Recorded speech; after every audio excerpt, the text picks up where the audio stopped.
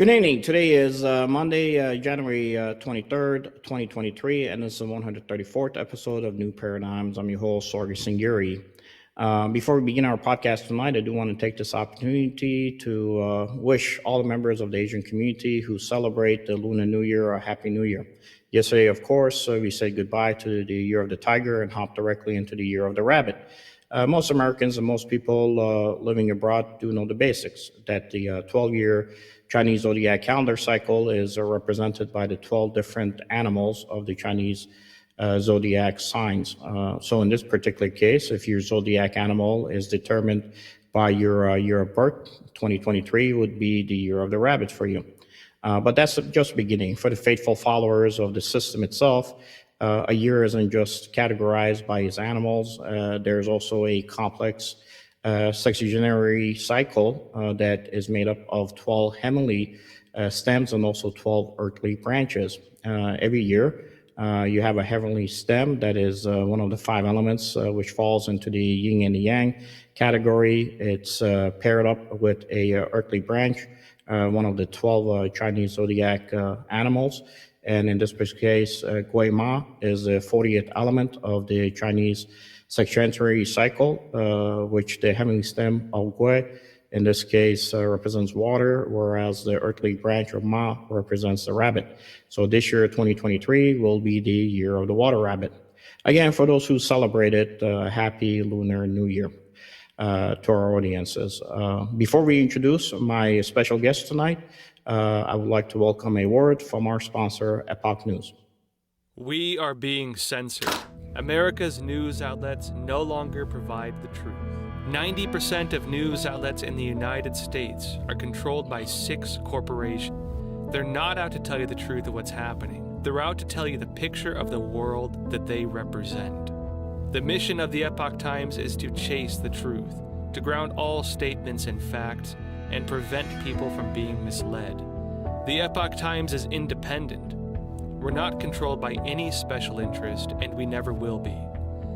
This is a battle between truth and deceit, a battle between forces that would ensnare this country in ignorance, and between a media that wants to present you with the truth.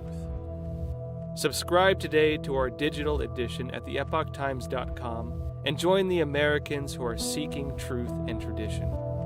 Read the difference on all your devices. We'd love to have you on board.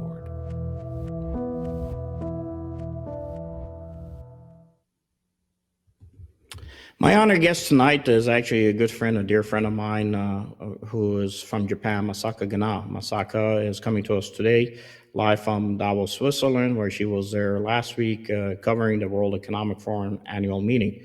Masako is a Japanese foreign correspondent who is from Okinawa and who is also well known for her investigative research in Japan and Taiwan and also United States when it comes to the Chinese Communist Party's information operations and information warfare. Masako, it's good to have you here, and I know that in Okinawa they do celebrate the Lunar New Year, so I will say Happy New Year to you. Thank you very much for having me, Colonel Sangari, and I'm honored. And Happy New Year. We say, 明けましておめでとうございます。Thank you very much. Thank you, definitely. Thank you, Masako. Hey, Masako, I know you've been doing an absolutely wonderful job out there. I've seen some of your videos have gone viral. I do want, before we begin, I do want to show a video where you actually ran into the Klaus Schwab and of the World Economic Forum, WEF. And I want to kind of get your reaction after we show that video. So we'll begin with that video now. Chairman Schwab, I'm from Japan. May I ask you for... I'm from Japan. Yeah? And may I ask you for a comment? No, We're on our way to the next thing. We're a bit late. I can just walk with you and then ask I think we're gonna rush actually. But thank you. Thanks very much. Which media are you with? I am an independent journalist from Japan. No, thank you very much. Yes. I have to ask. Thank you.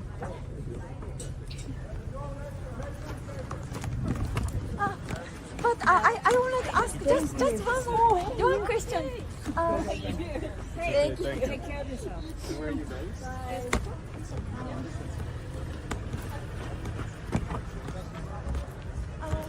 I can just walk and ask you.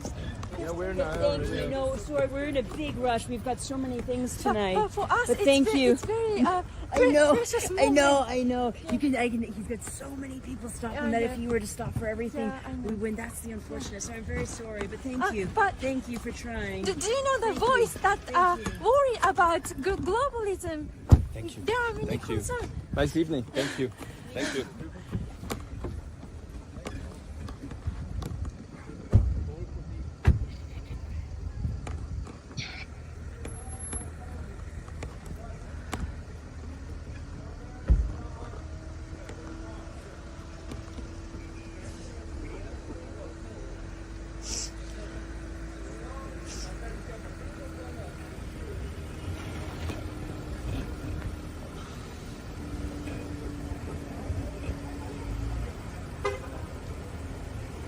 And as he was entering the car,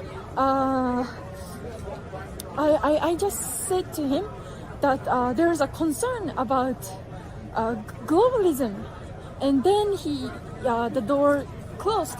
But at least I could tell by how he acted that our voices, like people who are opposing this globalism and trying to protect countries, he knows the presence of our voices. You know, Masako, it's funny, as soon as you said independent news, he turned around and walked away. So if you were a major news outlet there, it doesn't speak well of you, because it means that he's only interested about the larger news ability to influence things. So as you know, today we're going to be looking at the World Economic Forum and some of the other things you have done there. But specifically, if you look at the titles for our audiences, we have it as independent journalist role and investigative news. And it's really the investigative journalists who are able to at least show a different view, or we say a new paradigm on the news that is being reported. I want to take your reaction now since that video went live.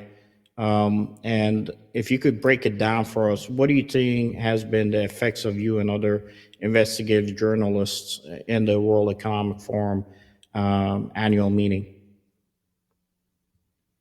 Oh, thank you very much. And I think one of the biggest effect that we have been spreading all over the world by showing our footages, including not myself, but Revo News from all over the world.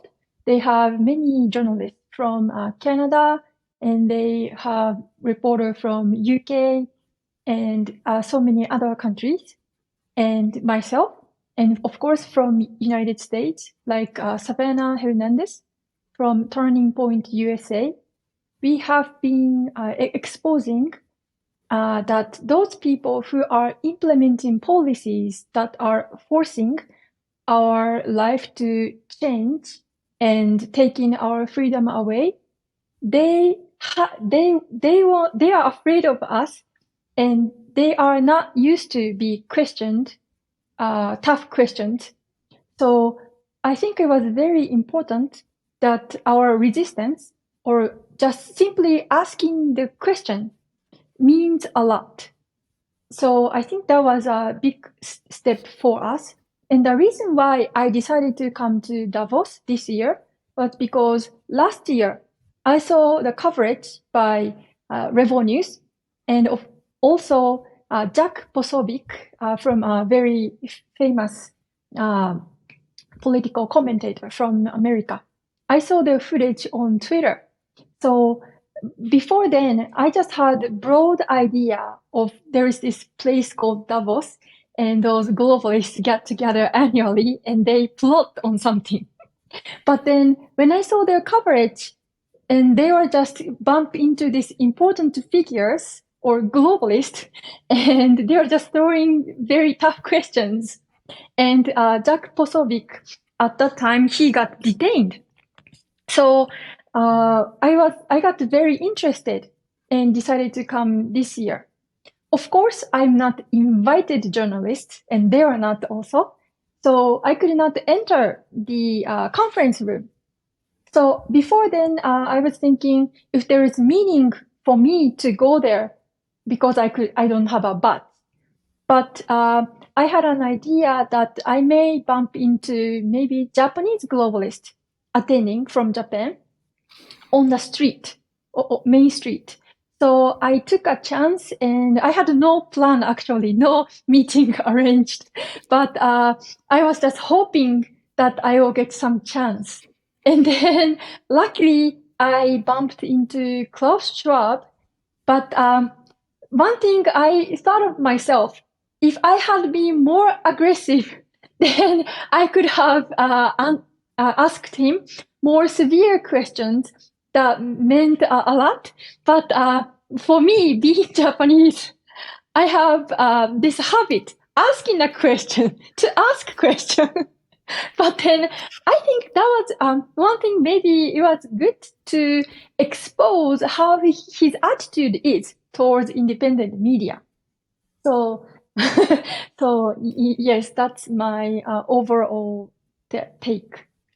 No, look, it's not easy because what you did, it was basically we call in the military used to call the movement to contact. You would show up to see where the enemy is, and then they would shoot back at you, and then you would react. And also, that place is a target-rich environment. At least it was in 2023 this year. I'm sure they're going to try to clamp down because you mentioned Rebel News. I had a clip of Rebel News, and they were absolutely going after the CEO of Pfizer.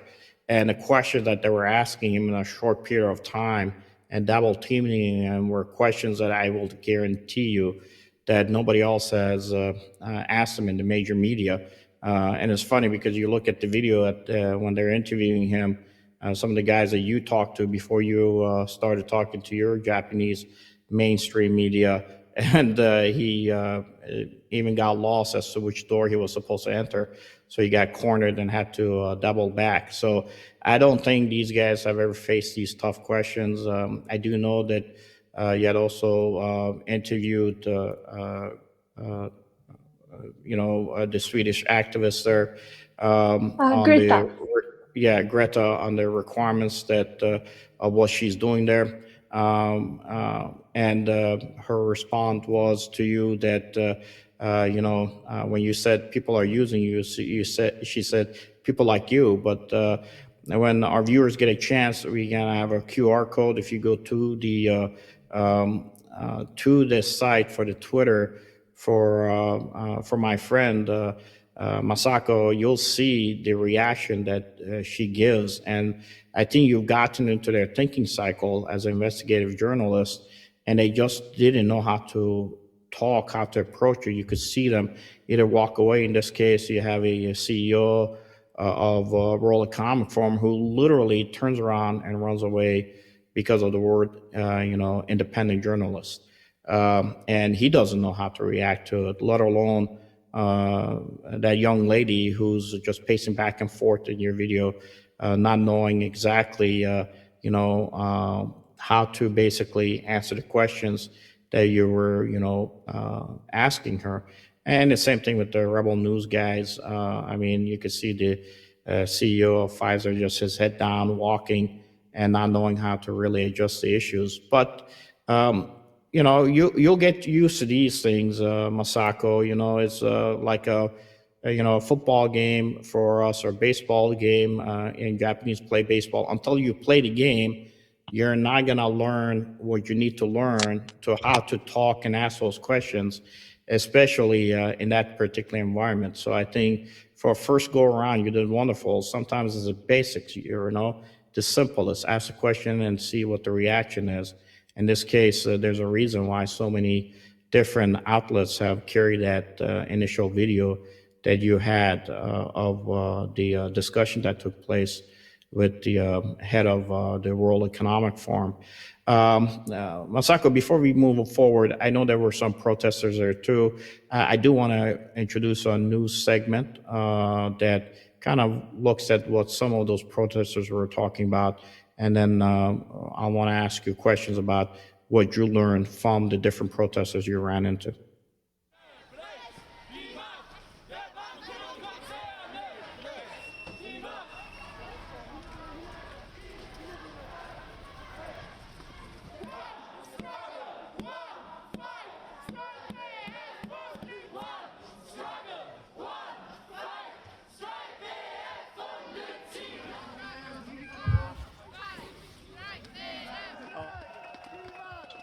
I'm here because the WEF are here, which is really this great collection of wealth concentrated together in Davos.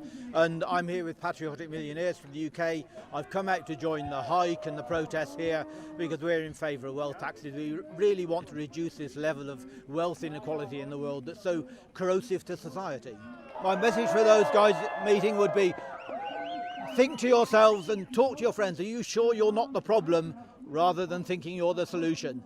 And actually, you give your governments permission to tax you and to reduce your wealth. The governments can do much more useful things with your money than you can. Revolution! It's important to be here to show what are the problems of the World Economic Forum. We see that the WEF is inviting a lot of companies that are doing harm, that are not accepting human rights, that are violating the climate in different ways, and we are protesting that there are also dictatorships here at the World Economic Forum getting a platform, and yes, we don't believe that a better and more democratic world will come out of this forum. My message would be don't mess with our planet, don't mess with society, because the backlash will be immense for them. Countries like Sri Lanka, Zambia, who are struggling in a major debt crisis, they cannot afford to come out of this crisis because BlackRock refuses to renegotiate and to cancel this debt that is urgently needed so that we can take climate action and take care of our peoples in the global south. They're here very well protected by guards who are very proud to be part of this, but BlackRock is one of the worst mafias of the world, and that's why here in Davos we thought it was really a good idea to pay them a visit.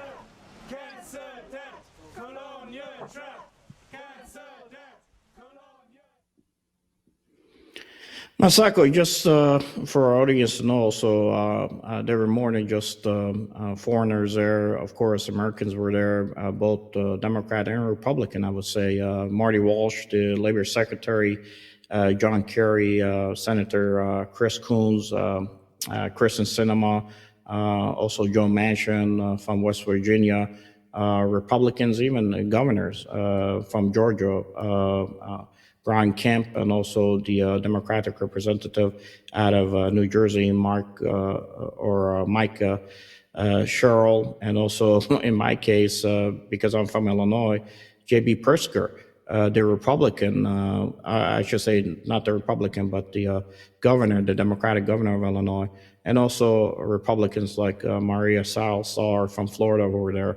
I will tell you, the video you see that mentioned BlackRock, this was a discussion point that had been raised, at least in discussions during the governor race here, where BlackRock really is a main feeder that is tied to a lot of the Chinese communist conglomerates, where the money is invested, that is also belongs to the pensions of our teachers' unions and also other unions, specifically the police and fire, some of them that are tied through BlackRock and Illinois pensions directly. So my question would be to those guys in the future, do you get a sense from what the protesters were saying, it is nothing more than a gathering for business to be struck amongst these millionaires and billionaires for their benefit, or is there really an agenda that they think, some of which could be applied to betterment of the societies in the long run? So your question is, this protest that we saw actually benefits for the society. Is that your question? Am I correct? Yeah, what were you getting out of the reaction of these protesters? What were some of the other protesters relaying to you as far as what is happening in Davos, Switzerland? Okay, I see, I see. I encountered a couple protests, and on January 15th, which is the day before the Davos conference starts, and at the same location that we just saw, there was this left-wing organized protest against WEF. And I saw same signs that we just saw, and I did actually live stream. And my answer to this question is that they are just controlled opposition, I think. Because what they have been saying is that climate, their chanting, their speeches are all based on climate ideology. They're just saying WEF is not strong enough, or their policy is not faster enough. So the things that they're saying only leads to the same goal what WEF is saying. And by the way, I got used to saying WEF. World Economic Forum here in Europe, people call it WEF, so it's easier for me. And actually, I interviewed some of the protesters, and I tried to interview actually 2 Antifa members. They had an Antifa flag, and like the ones in America, they only showed their eyes, so we could not identify who they were, but they had an Antifa badge. So I approached to them and I asked, can I ask you a question? But they refused. And the same, what should I say? Same trend that I found with the ones protest led by Antifa in America, they do not want to tell you who the organizers are. If I ask who is the organizer, can I interview the leader? They will say, oh, I don't know. Like this is just a coalition of many groups. So they wanted to hide where the responsibility for the protest is. That's one thing I noticed in common. But then I actually interviewed one protester. He was wearing red jacket and he was happy to answer my question. And actually we talked a long time. But one thing I found out really saddening was because he talked about a lot of bad things about his country. So I asked the question. He was from Switzerland. What do you like about your country the most? Meaning, what do you like about your country, Switzerland? And he said, transportation. For me, it was very shocking. And then he, during our conversation, he was denying about the leaders in the country. So I felt like maybe he's an anarchist. So I asked question, if you were to say you don't like the government, then of course, all the people on planet cannot be on the same table to discuss one thing at the same time. So who is going to represent this opinion? And then his answer, maybe he was good at shifting the answer, but he said, okay, I will study. If you come back next year, I will tell you. That was his answer. So it was interesting. So I noticed it was going to take him a whole year to answer a simple question, but he expects the entire planet to solve the issues and the economics of the globe in nothing more than a couple of sentences. But that's fine. Go ahead, Masako. Yes. And so I noticed those people don't have solution, and they all have same talking points. Those WEF people, they are not fast enough, and they are the ones polluting the environment, which is true, but they are just trying to accelerate what WEF is trying to say. So it was interesting for me to find out those points. And at the same time, afterwards, I realized when I encountered a protest led by Greta, I saw same members chanting and leading the crowd. So later, I looked up her face on the internet, and of course, I was right. she belonged to the group which led the protest on 15th. And the group is called Juso Graubünden. Sorry, my pronunciation of German is not good, but this is the name of the organization. And this organization have a member wearing Antifa shirt. And this member is board of directors of this organization. So just doing a little quick research, we can find out a connection of those protests, which is led by Greta. So it'll be interesting if I dig into more. But and then when I encountered her on January 20th, I decided to try as long as I could questioning her. She looked very, what should I say, weak. And she looked very afraid of others. Because I only had her image by looking at her on the screen by this fascistic media. So I thought like she's very strong, and as soon as I ask her a question, maybe she will give me sharp answers. That was the feeling I had before. But when I saw her, I noticed something is wrong. So I tried to ask her a question and trying to figure out what was really going on. Not just about herself, but the people around her. Meaning, there's many people are saying she has a handler. So I was trying to figure out what's the reality. And so I kept taking this video for 58 minutes until she took off from Davos Platz station. Yes. So in the end, because she ignored my question so long, and this was the last moment that I could say to her something. So I decided to say, okay, I'm not going to ask you a question anymore. So, and I wanted to tell her my message. And I told her, people are using you. And I wanted her to realize. So please consider what you're doing. When I said people are using you, she immediately reacted, despite ignoring me for 50 minutes. And she looked at me, said, yeah, people like you. So I think she meant people are using you, meaning people are using me. So by looking at her eyes, Okay. by looking at her eyes, I felt she is pretending to be strong. And I think she's really buying into this ideology. But because of this, what should I say, like weakness within her, she's trying to hold on to those ideology. That's how her maintain herself. That's the impression I got. But one thing I can clearly. That's a pretty good read, because I saw the video. I didn't read that. That's a very strong read. I mean, you're the one on the ground.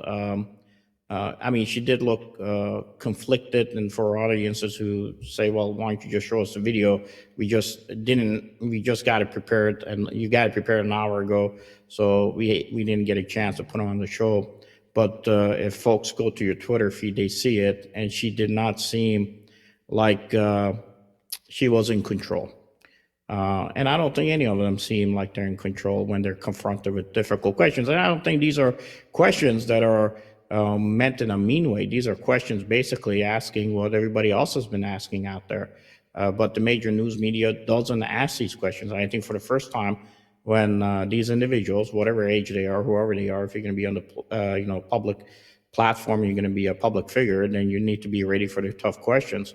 When these tough questions are asked, it is amazing what their reaction is. And yes, I did not think she was strong, but I didn't get the impression that you just told us about from you being on the ground, that it seemed like she's weaker than she would have been. And the ideology is the only thing that keeps them strong. And you know what? That's somewhat of a reality when we have dealt with the Antifa folks here. It's funny. We had Antifa protests here in Chicago. And I walked to an Antifa guy a couple of years ago. I said, your camera, your clothes, your shoes, the type of microphone you use, that costs money. Just Google searching it. This is not cheap stuff. So, are you invested specifically for your messaging that is contrary to what you're even wearing? Or is this something different? And there was no feedback because they're just not used to having somebody kind of break that armor, that chink in the armor, to get them to start thinking about, is it possible that somebody could be using it? I'm not sure how much money that young lady makes, but I will tell you, when Yahoo News was looking at how much it costs just to be just basic membership to be somebody who can attend the WEF, you're looking at north of $500,000 plus dollars. Even before you step on the ground in Davos, Switzerland, you might have to be looking at north of almost $1 million to include the security that they have, the transportation that would require you just to participate in these type of events.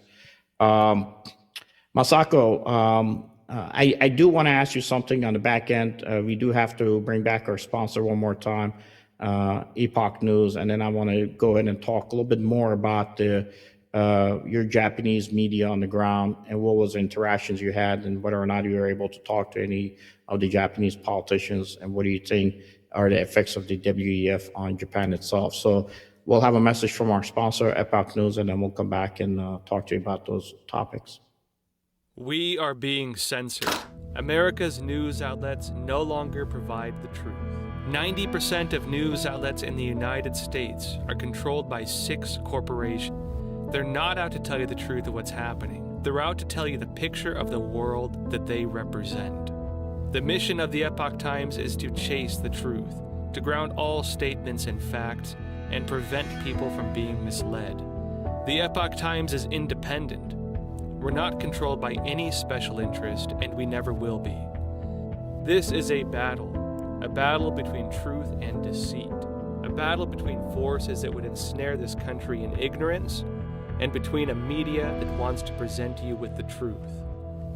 Subscribe today to our digital edition at theepochtimes.com and join the Americans who are seeking truth and tradition. Read The Difference on all your devices. We'd love to have you on board.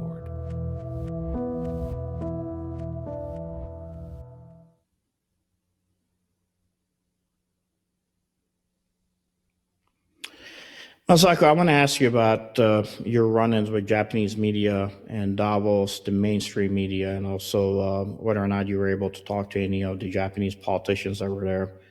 What were your impressions, and were you able to speak to anybody there from Japan? Yes. Okay. First, let me tell you about my encounter with Japanese media. They were on the main street and they were doing their live stream. But I did not know at the time that they were doing live stream. So as soon as I found them, I went to them and asked for an interview. But then they said, "Oh, we are doing live stream, so please wait." So I took a step a little bit, and then I was waiting.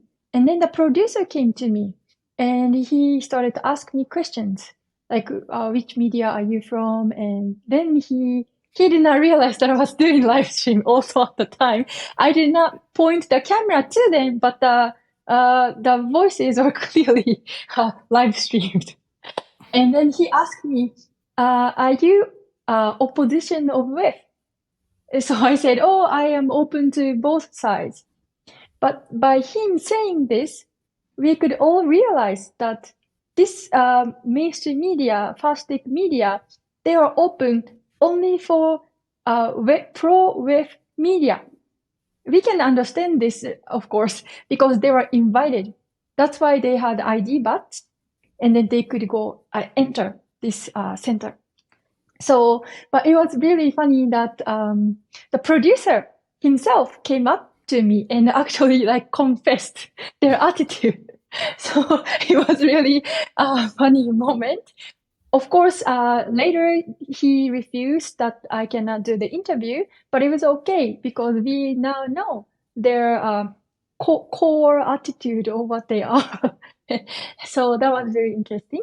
And the other thing you asked me about if I could interview any people from Japan. Yes, I stood more than 3 hours outside of a hotel Wow. where Japan night was held. Yes. And I did my research before coming here. And I found out that there is an event called Japan Night, which is one of the most popular event that's held after this conference. So at night, the town of Davos changed into social club.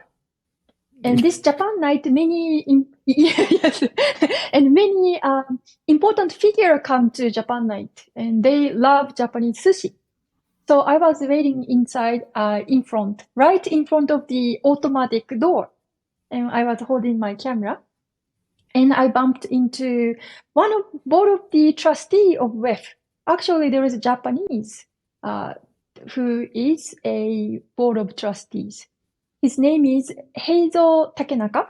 And actually about him, Miss Moe Fukada, who appears on your show often, she knows a lot of his policies that damaged Japan. So I encountered him and I did interviews. And I asked him, there's this issue, nationalism and globalism. What do you think? And he said, we need more globalization. Like that current stage, we don't have enough. So he clearly said it. And he was very tough enough to answer my questions. And so that was the moment I know that he actually closely worked with Japanese government.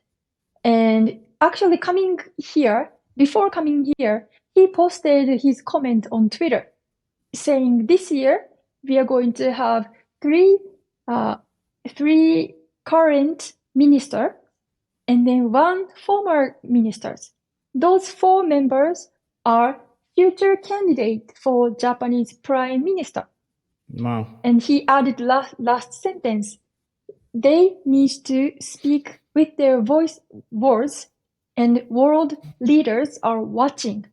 So by reading this Twitter tweet, I could understand that those candidates visit Davos and then the leaders will kind of select who is appropriate. So I was shocked. Oh, it's really not Japanese people who are selecting our leaders, but our prime ministers, they are picked by the world leaders. So that was the findings that I experienced. Yes. It's amazing. I mean, look, when you got money, you could try to influence whatever you can. And for those folks watching, viewers who say, well, some of these guys cannot be that bad, just because you got money doesn't mean that you're smart. A lot of it is, generational wealth that was passed on from, families to their children who may really not know exactly what they're even trying to do, as long as it's tied to whatever company is out there that might be tied to those particular, in this case, the green agenda you might have, that is going to allow them to still sustain creating generational wealth within the branches of their families. They'll be happy regardless. You mentioned the World Economic Forum. Is funny because last week my son, he was struggling with his mathematics, and I got on him a little bit. I said, how can you not know this basic mathematical equations? I mean, don't you guys study this in school? I said, what did you guys do this week? And he said, oh, Dad, we've been studying about eating insects this week. I said, what? He said, yes, we studied 3 days about a book about what insects to eat, the edible insects. That makes no sense. So I shot a email out to his teacher and asked him about the book. She called me the next day. I was on the computer. She kept on giving me the name of the book, and I couldn't find it on Google. I finally said, you know what, just do me a favor. Just send me a screenshot of the book itself. And I come to find out that book is only a teacher's copy. It's part of your curriculum that's been approved, which didn't have to go through the actual approval processes by the school system. So the teachers have it, and it's one of those select books that they can use. So here I am struggling with my son, basically knowing simple math equations at 10 years of age, and he's been reading a book about the type of insects to eat. And even the teacher had told him, I hate reading this book because I don't like eating insects. But they have it in the schools. So if they can have it here in the schools in Skokie, Illinois, it is a reality. Now, my previous 3 kids went through the same school, but they never had to have this book read to them, or they didn't read it. In this case, this is the first time my youngest out of the 4 who has actually been exposed now to that particular book. So I'm doing my own investigating reporting to see how is it possible that this curriculum is being fed in here is one of those pieces that the World Economic Forum was talking about. So what they do in Davos, Switzerland, Masako, does affect everybody. In this case, it even affected me sitting at my kitchen table here in Skokie, Illinois, thousands of miles away from where you were. Masako, what is your take holistically overall when you're looking at it? Now, I do know that, that independent journalism and these journalists do at least give us a ability to look at what is happening with the new paradigms because the major media doesn't. Do you believe that the questions you asked did at least get into the thinking cycle of these individuals, or you think that they're so far lost that it doesn't matter what you say? Whoever might be, as they were saying, the handlers for these individuals is always going to be able to bring them back on point on the talking points? Or do you think that you've been able to at least get something introduced there for discussions internally that may have some of these folks questioning whether or not what they're doing is the right path? The people I talked, especially, of course, Chairman Klaus Schwab and Greta, they are not gonna change, I think. But I encountered young participants, like high school kids and university students. I asked them, "Do you support one world government?" And one boy said yes. But I told him, so I told basically my opinion, and he was clearly thinking. So at least by talking or questioning to the younger generation, it might have an effect. But I think what's important for us, journalists, come here and do interviews is to wake people up, not coming here, but the people who have been influenced by those policies all over the world. So I think that's the very important aspect. And at the same time, what encouraged me was Klaus Schwab's reaction for me to trying to ask him question. I could feel it. It's very difficult to see on the screen, but for me, physically present at that moment, I could hear he was trying to go to his world, like escape from the tough question. Run away from a simple question. Yes, so I was actually encouraged by his attitude, because the more we resist, the more he realizes that what he's doing is wrong. And hopefully by many more journalists coming to Davos next time, we will do much more resistance by reporting, and then we can wake up many more people all over the world. Masako, I think you've done a wonderful job, and I'm glad that this network of free journalists, you, Michael Yon, and others, Chuck Holton, are able to look at, bringing the news from perspectives that a lot of people don't see, to include the guys with Rebel News, which I think have done an outstanding job as far as pursuing some of the questions that would never be asked. What's next on the agenda for you, Masako, after you leave Davos, Switzerland? Where are you going, and what's the next thing you have on the project? Actually, the Davos conference is over now, but I'm still in Davos.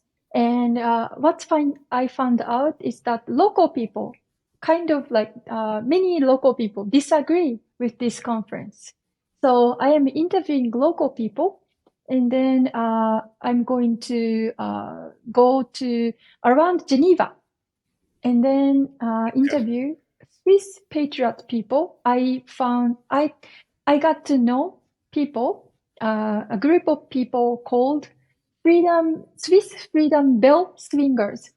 They go to protest using the big cowbells. This bell sound meant to chase bad spirits away. So they rang the bell in front of the Davos conference. So they were saying after those figures leave, we need to clean this area with this spiritual bell. That's what they did, and it was so beautiful. And I noticed those Swiss men, they are real men. They are not weak men. So I really like them, their spirit. And so I'm going to do interviews and learn about the spirit of Swiss people. And today I heard about this myth about William Bell. Around the time the Habsburg was ruling this area, each people had to kiss on the ring of the king. Habsburgs, But yeah, then, the king. Yes, but then William Bell, he refused to kiss the ring. So he was told to shoot with the arrow of an apple on his son's head. Yes. Yes, and he succeeded. So that's the spirit of Swiss people's independent mind. That's what I have learned. So it's very nice to learn about those spirits. And I think by having this spirit, Swiss bell ringers is rising up. So I'm going to do reports on this kind of topic. No, it's wonderful. I hope it does, and I hope that even Japan starts really seriously looking at what is happening.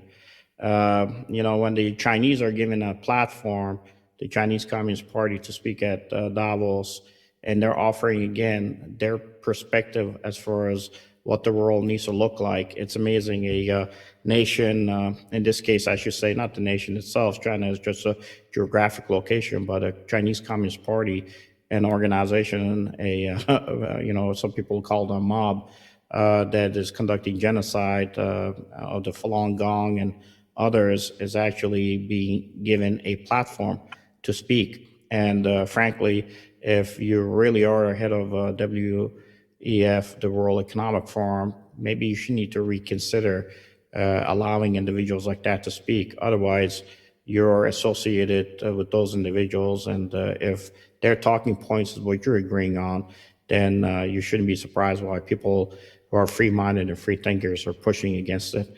Masako, it was a pleasure having you here. Can't wait to work with you in the future when we get a chance. So let us know what comes out of those interviews. And when you're back here again and the states looking at heading it out to the southern border, let me know so we can link up. Masako, that's it. I'll give you the last word, and then we're going to go to a word from our sponsor before we sign off. You have the last word. Thank you very much for having me on. And I encountered many patriots in Switzerland and many patriotic journalists all over the world. And I'm so grateful to make this big circle. And right now, great patriots like Michael Young and Ben Barkam, Oscar Blue, they are in Darien Gap to research on migration issue. So let's pray for them. They're safe. And I'm trying to do my best too. Thank you very much.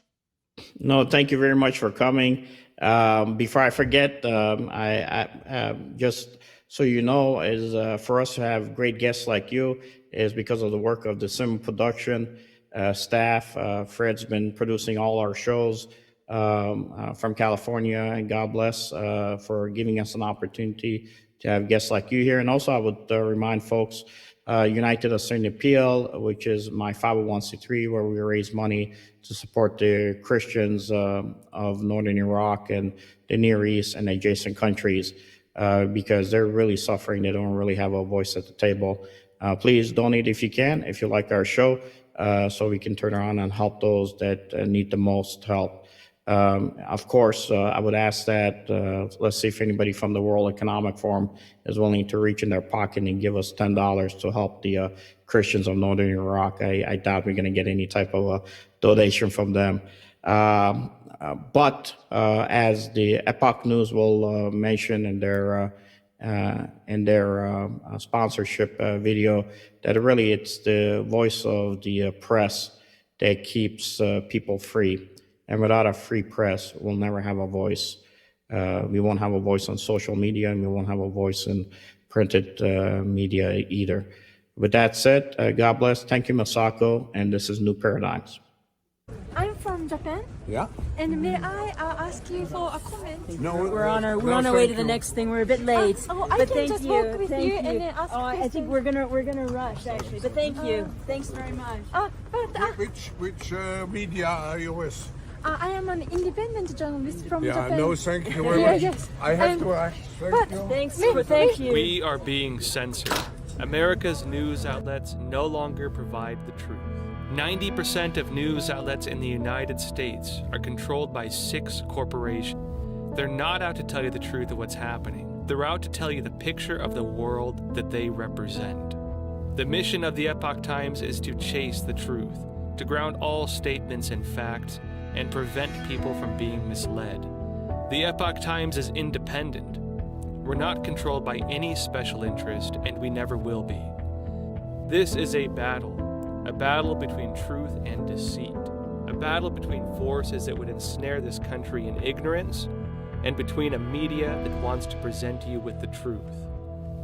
Subscribe today to our digital edition at theepochtimes.com and join the Americans who are seeking truth and tradition. Read The Difference on all your devices. We'd love to have you on board.